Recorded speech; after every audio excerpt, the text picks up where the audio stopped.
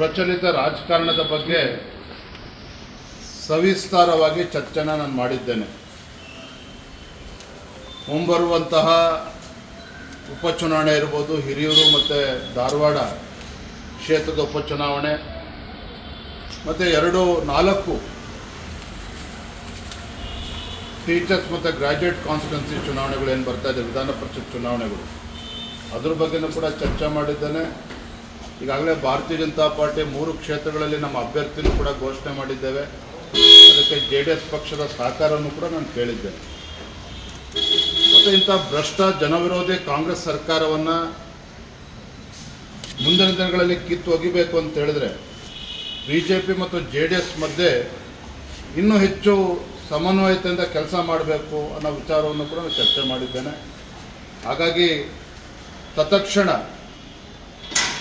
BJP ಮತ್ತು JDSನ ಒಂದು coordination committee ಅದನ್ನು ಘೋಷಣೆ ಮಾಡಬೇಕು. ಭಾರತೀಯ ಜನತಾ ಪಾರ್ಟಿ ಕಡೆಯಿಂದ ನಾನು ಅಂದರೆ ರಾಜ್ಯದ ಅಧ್ಯಕ್ಷರು ಮಾನ್ಯ R. ಅಶೋಕ್ ಅವರು ಮತ್ತು ಪ್ರಹ್ಲಾದ್ ಜೋಶಿಜಿಯವರು ನಾವಿರ್ತೇವೆ. ಮತ್ತು JDS ಕಡೆಯಿಂದ ತಾವು ಕೂಡ ಇರಬೇಕು ಮತ್ತು ಇನ್ನೊಬ್ಬರ ಹೆಸರನ್ನು ಸೂಚಿಸಬೇಕು ಅನ್ನೋ ಮನವಿಯನ್ನು ಕೂಡ ನಾನು ಮಾಡಿದ್ದೇನೆ. ಅವರು ಕೂಡ ಅದಕ್ಕೆಲ್ಲದಕ್ಕೂ ಕೂಡ ಸಹಮತವನ್ನು ವ್ಯಕ್ತಪಡಿಸಿದ್ದಾರೆ. ಇಲ್ಲ ನಾವು ಒಟ್ಟಿಗೆ BJP ಮತ್ತು JDS ಏನೇ ಸಮಸ್ಯೆಗಳು ಬಂದರೂ ಕೂಡ ಇದು ಕೂತು ಚರ್ಚೆ ಮಾಡಿ ಇನ್ನೂ ಹೆಚ್ಚು ಉತ್ಸಾಹದಿಂದ ಕೆಲಸ ಮಾಡಬೇಕು. ಭ್ರಷ್ಟ ಕಾಂಗ್ರೆಸ್ ಸರ್ಕಾರವನ್ನು ಕಿತ್ತೊಗೆಯುವಂಥ ಕೆಲಸ ಮಾಡೋಣ ಅನ್ನೋ ಮಾತನ್ನು ಕೂಡ ಅವರು ತಿಳಿಸಿದ್ದಾರೆ. ಈಗ SIR ನೆಪ ಮಾಡಿಕೊಂಡು ಮತ್ತೆ ಚುನಾವಣೆ ಮುಂದೂಡ್ತಾ ಇರ್ತಕ್ಕಂಥದ್ದು ದುರ್ದೈವ. ರಾಜ್ಯ ಸರ್ಕಾರ ಈ ಚುನಾವಣೆ GBA ಚುನಾವಣೆ ಆಗಲಿ, ಜಿಲ್ಲಾ ಪಂಚಾಯತ್ ಗ್ರಾಮ ಪಂಚಾಯತ್ ಚುನಾವಣೆ ಆಗಲಿ ನಡೆಸ್ತಕ್ಕಂಥ ಮಾನಸಿಕ ಸ್ಥಿತಿಯಲ್ಲಿ ಇವತ್ತಿಲ್ಲ. ರಾಜ್ಯ ಸರ್ಕಾರ ಇವತ್ತು ಕ್ಯಾಬಿನೆಟ್ ಎಕ್ಸ್ಪಾನ್ಷನನ್ನು ಮಾಡ್ತಕ್ಕಂಥ ಮಾನಸಿಕ ಸ್ಥಿತಿಯಲ್ಲೂ ಕೂಡ ಇಲ್ಲ. ಇದ್ರ ನಡುವೆ ಬೀದಿ ವ್ಯಾಪಾರಗಳ ಬಗ್ಗೆ ಇವತ್ತು ಸಾಕಷ್ಟು ಚರ್ಚೆ ನಡೀತಾ ಇದೆ.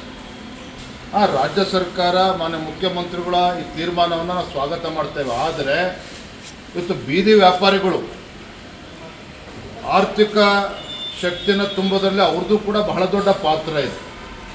ಮತ್ತು ಅವರು ಕೂಡ ಬೀದಿ ವ್ಯಾಪಾರಿಗಳು ಅಂತ ಹೇಳಿದ್ರೆ ಭಾಳ ಬಡ ಕುಟುಂಬದಿಂದ ಬಂದಿರತಕ್ಕಂಥವ್ರು. ರಾಜ್ಯ ಸರ್ಕಾರ ಇವತ್ತು ಇಂಥ ತೀರ್ಮಾನ ಮಾಡಬೇಕಾದ್ರೆ ಮುಖ್ಯಮಂತ್ರಿಗಳು ಸಚಿವರು ಏಕಾಏಕಿ ಈ ರೀತಿ ಖಾಲಿ ಮಾಡಿಸೋ ಜೊತೆಗೆ ಅವರಿಗೆ ಯಾವ ರೀತಿ ವ್ಯಾಪಾರ ಮಾಡೋದಕ್ಕೆ ಪರ್ಯಾಯವಾಗಿ ಜಾಗ ಕೊಡಬೇಕು. ಯಾಕೆಂದರೆ ವ್ಯಾಪಾರ ಮಾಡಲೇಬೇಕಾಗ್ತದೆ, ಜನಸಾಮಾನ್ಯರಿಗೆ ಅನಾನುಕೂಲ ಆಗ್ತದೆ, ವ್ಯಾಪಾರಿಗಳು ಕೂಡ ಬೀದಿಗೆ ಬಿಟ್ಟಂತಾಗ್ತದೆ.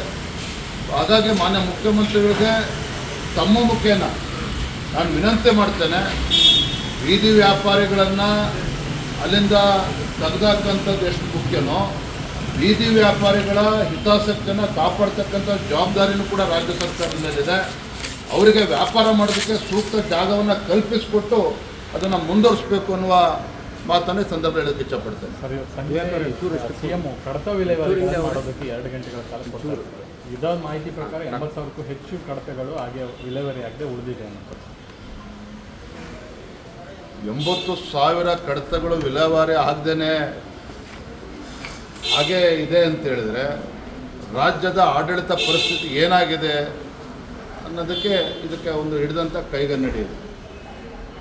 ಮುಖ್ಯಮಂತ್ರಿಗಳು ಉತ್ಸಾಹದಿಂದ ಅಲ್ಲಿ ಇಲ್ಲಿ ಓಡಾಡ್ತಾ ಇದ್ದಾರೆ, ಬಹಳ ಹೇಳಿಕೆಗಳನ್ನು ಕೊಡ್ತಾ ಇದ್ದಾರೆ, 1 ತಿಂಗಳು ಪೂರೈಸಿದ್ದೇನೆ ಅಂತೇಳಿ ಜಾಹೀರಾತುಗಳನ್ನು ಕೂಡ ನೀಡ್ತಾ ಇದ್ದಾರೆ. ಈಗಲಾದರೂ ಕೂಡ ಎಚ್ಚೆತ್ತುಕೊಂಡು ಕಳೆದ 3 ವರ್ಷದಲ್ಲಿ ಆಗಿರ್ತಕ್ಕಂಥ ವೈಫಲ್ಯಗಳನ್ನು ಸರಿಪಡಿಸ್ಕೊಂಡು ರಾಜ್ಯದ ಅಭಿವೃದ್ಧಿಯ ದೃಷ್ಟಿಯಿಂದ, ರಾಜ್ಯದ ರೈತರು ಮತ್ತು ಬಡವ ರೈತರ ದೃಷ್ಟಿಯಿಂದ ಇನ್ಮೇಲಾದರೂ ಸರಿಯಾದ ರೀತಿಯಲ್ಲಿ ಆಡಳಿತ ನಡೆಸಲಿ ಅನ್ನುವ ಆಶಾಭಾವನೆ ರಾಜ್ಯದ ಜನರಲ್ಲಿದೆ. ಕಾದು ನೋಡೋಣ ಎಲ್ಲವೂ ಕೂಡ. ಕೆಂಪೇಗೌಡ ಜಯಂತಿ ದಿನ 15 ಲಕ್ಷ ಸಸಿಗಳನ್ನ SIR ನಡುವೆ ಶಾಶ್ವತ ನಿವಾಸ ಪ್ರಮಾಣ ಪತ್ರ, ಶಾಶ್ವತ ಪ್ರಮಾಣ ಪತ್ರದ ನೆಪದಲ್ಲಿ ಕುಮಾರಸ್ವಾಮಿ ಅವರು ಅಪೇಕ್ಷೆ ವ್ಯಕ್ತಪಡಿಸಿದ್ದು ಕೂಡ 3 ಜನ ಎಷ್ಟು ಕಡಿಮೆ ಇರುತ್ತೆ ಅಷ್ಟು ಒಳ್ಳೆಯದು ಅನ್ನೋ ಮಾತನ್ನು ಕೂಡ ಹೇಳಿದ್ದಾರೆ. ನೆನ್ನೆ ದಿನ ನಮ್ಮ ರಾಜ್ಯದ ಉಸ್ತುವಾರಿಗಳಾಗಿರುವಂತಹ ರಾಧಾ ಮೋಹನ್ ದಾಸ್ ಜೊತೆ ಕೂಡ ಚರ್ಚೆ ಮಾಡಿದ್ದೇನೆ. ಭಾರತೀಯ ಜನತಾ ಪಾರ್ಟಿ ಜೊತೆ ಪರವಾಗಿ ಈ ಥರ 3 ಜನ ಇರಬೇಕು ಅಂತೇಳಿ ಅಭಿಪ್ರಾಯನ ನಾವು ಕೊಟ್ಟಿದ್ದೇವೆ. ಸರ್, ಇಲ್ಲಿವರೆಗೂ ಕೂಡ ಸಮನ್ವಯ ಸಮಿತಿ ಸಾಕಷ್ಟು ಬಾರಿ ಅಡ್ಡ ಮತದಾನ ಆದ ಮೇಲೆ NDA ನಾಯಕರಿಗೆ ಸೀರಿಯಸ್ ಅಡ್ಡ ಮತದಾನ ಆದಮೇಲೆ ಬಂದಿದ್ದೋ ಯಾವಾಗ ಬಂದಿದ್ದು ಅಟ್ಲೀಸ್ಟ್ ಈಗಂತೂ ನಾವು ಗಟ್ಟಿಯಾಗಿ ತೀರ್ಮಾನನಂತೂ ತೆಗೆದುಕೊಂಡಿದ್ದೇವೆ. Not only in the interest of the party, also in the interest of the state. ಕೇವಲ ಭಾರತೀಯ ಜನತಾ ಪಾರ್ಟಿ ಹಾಗೂ JDSನ ಹಿತದೃಷ್ಟಿಯಿಂದ ಅಷ್ಟೇ ಅಲ್ಲ, ರಾಜ್ಯದ ಹಿತದೃಷ್ಟಿಯಿಂದಲೂ ಕೂಡ ಅಭಿವೃದ್ಧಿಯ ವಿಚಾರ ದೃಷ್ಟಿಯಿಂದ ಇಟ್ಕೊಂಡು ಈ ಭ್ರಷ್ಟ ಕಾಂಗ್ರೆಸ್ ಸರ್ಕಾರವನ್ನು ಕಿತ್ತೊಗಿಲೇಬೇಕು. ಮತ್ತು ನಮ್ಮ ರಾಷ್ಟ್ರೀಯ ನಾಯಕರ, ರಾಷ್ಟ್ರೀಯ ಅಧ್ಯಕ್ಷರ ಅಪೇಕ್ಷೆ ಕೂಡ ಇರುವಂಥದ್ದು, ನಾವು ಒಟ್ಟಾಗಿ ಒಂದಾಗಿ ಹೋಗಬೇಕು ಅನ್ನೋ ವಿಚಾರವನ್ನು ಅವರು ಕೂಡ ತಿಳಿಸಿದ್ದಾರೆ.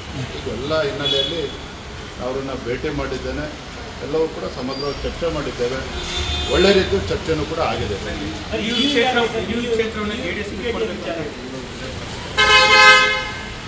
ಅವರ ಅಭಿಪ್ರಾಯವನ್ನು ತಿಳಿಸಿದ್ದಾರೆ. ಪಕ್ಷದ ವತಿಯಿಂದ ನಾನು ಕೂಡ ಹಿಂದೆ ಒಮ್ಮೆ ಭಾರತೀಯ ಜನತಾ ಪಾರ್ಟಿ ಕ್ಷೇತ್ರ ಗೆದ್ದಿರುವಂಥದ್ದು, ಇವೆಲ್ಲವನ್ನು ಕೂಡ ಅವ್ರು ತಿಳಿಸಿದ್ದೇನೆ. ಇಷ್ಟು ಮಾತ್ರ ನಾನು ಹೇಳ್ತೇನೆ, ಹಿರಿಯೂರು ಆಗಿರ್ಬೋದು, ಧಾರವಾಡ ಇರ್ಬೋದು, ಎರಡೂ ಕ್ಷೇತ್ರದಲ್ಲಿ ನಾವು ಗೆಲ್ಲಬೇಕು. ಹಾಗಾಗಿ ಯಾವುದೇ ಗೊಂದಲಕ್ಕೆ ಅವಕಾಶವನ್ನು ನೀಡಿದ್ದೇನೆ. BJP ಹಾಗೂ JDS ನಡುವೆ ಯಾವುದೇ ಒಂದು ಗೊಂದಲಕ್ಕೆ ಅವಕಾಶವನ್ನು ಕೊಡದೇನೆ ಯಾವ ರೀತಿ ಚುನಾವಣೆಯನ್ನು ಎದುರಿಸಬೇಕು, ಹಿಂದೆ ಆದಂಥ ತಪ್ಪುಗಳನ್ನು ಸರಿ ಮಾಡಿಕೊಂಡು ಯಾವ ರೀತಿ ಒಟ್ಟಾಗಿ ಹೋಗಬೇಕು, ಇವೆಲ್ಲವೂ ಕೂಡ ಚರ್ಚೆ ಮಾಡಿದ್ದೇನೆ. ಅವರು ಕೂಡ ಒಪ್ಪಿಗೆಲ್ಸ್ಬೇಕು. ಸರ್, ಓಪನ್ ಮೈಂಡ್ ಇದ್ದೀರಾ ಅಂತ ಸರ್ ಹಿರಿಯೂರು ಕ್ಷೇತ್ರ ಬಿಟ್ಕೊಡೋ ವಿಚಾರ ನಾನು ತೀರ್ಮಾನ ಮಾಡುವಂಥದ್ದಲ್ಲ. ನಮ್ಮದೊಂದು ರಾಷ್ಟ್ರೀಯ ಪಕ್ಷ, ರಾಷ್ಟ್ರೀಯ ನಾಯಕರು ತೀರ್ಮಾನ ಮಾಡಬೇಕಾಗ್ತದೆ. ನಮ್ಮ ಪಕ್ಷದ ಅಭಿಪ್ರಾಯವನ್ನು ಮಾನ್ಯ ಕುಮಾರಸ್ವಾಮಿ ಅವರಿಗೆ ತಿಳಿಸಿದ್ದೇನೆ. ಯಾವುದೆಲ್ಲ ಗೊಂದಲಕ್ಕೆ ಅವಕಾಶ ಕೊಡದೇನೆ ಹೇಗೆ ಮುಂದೆ ಹೋಗಬೇಕು ಚರ್ಚೆ ಮಾಡೋಣ ಅನ್ನೋ ಮಾತನ್ನು ಅವ್ರು ಹೇಳಿದ್ದಾರೆ. GBS ಚುನಾವಣೆ ಮತ್ತೆ ಸುಪ್ರೀಂ ರಾಜ್ಯ ಸರ್ಕಾರ ಈಗಾಗಲೇ ಸುಪ್ರೀಂ ಕೋರ್ಟ್ ಮತ್ತೊಮ್ಮೆ ಅರ್ಜಿಯನ್ನು ಹಾಕಿರುವಂಥ ತಮಗೆ ಗೊತ್ತಿದೆ. ಹಾಗಾಗಿ ಇವ್ರು ಯಾವಾಗ ಚುನಾವಣೆ ಮಾಡಬೇಕು, ಆಗಸ್ಟ್ ಎಂಡ್ ಅವರಿಗೆ ಶಾಶ್ವತವಾಗಿ ನಿಲ್ಲಿಸೋಕ್ಕೆ ಅವಕಾಶ ಮಾಡುವಂಥ ಒಂದು ಕುತಂತ್ರ, ಷಡ್ಯಂತ್ರ ರಾಜ್ಯ ಸರ್ಕಾರ ಮಾಡೋದು ಹೊರಟಿದ್ದಾರೆ. ನಾನು ರಾಜ್ಯದ ಮುಖ್ಯಮಂತ್ರಿಗಳಿಗೆ ನಾನು ವಿನಂತಿ ಮಾಡ್ತೇನೆ ಮತ್ತು ಆಗ್ರಹನೂ ಕೂಡ ಮಾಡ್ತಾ ಇದ್ದೇನೆ. ಅಲ್ಪಸಂಖ್ಯಾತರ ಓಲೈಕೆ ರಾಜಕಾರಣ ಒಂದು ಕಡೆ ಆದರೆ, ದೇಶದ ಹಿತದೃಷ್ಟಿಗೆ ಧಕ್ಕೆ ತರ್ತಕ್ಕಂಥ ಇಂಥ ನಿರ್ಧಾರವನ್ನು ಕೈಗೊಳ್ಳಬೇಡಿ. ಈ ರೀತಿ ಕೆಟ್ಟ ರಾಜಕಾರಣವನ್ನು ಬದಿಗಿಡಿ, ರಾಜ್ಯದ ಹಿತವನ್ನು ಕೂಡ ಗಮನಿಸಬೇಕು. ಈ ರೀತಿ ಅಕ್ರಮ ವಲಸಿಗರಿಗೆ ಇವತ್ತು ನೆಲೆನ ಕೊಟ್ಟಿದ್ದು ಸಾಲದು ಅಂತೇಳಿ ಶಾಶ್ವತವೇನು ಕೊಡಕ್ಕೆ ಹೊರಟಿದ್ರೆ ಅದು ಭಾರತೀಯ ಜನತಾ ಪಾರ್ಟಿ ನಾವು ಸಂಪೂರ್ಣ ವಿರೋಧಿಸ್ತೇವೆ. ಬರುವಂಥ ದಿನಗಳಲ್ಲಿ ಅದ್ರ ಬಗ್ಗೆ ಜಾಗೃತಿ ಮೂಡಿಸುವಂಥ ಕೆಲಸವನ್ನು ಕೂಡ ನಾವು ಮಾಡ್ತೇವೆ. ನೀರು ಹಾಕೋ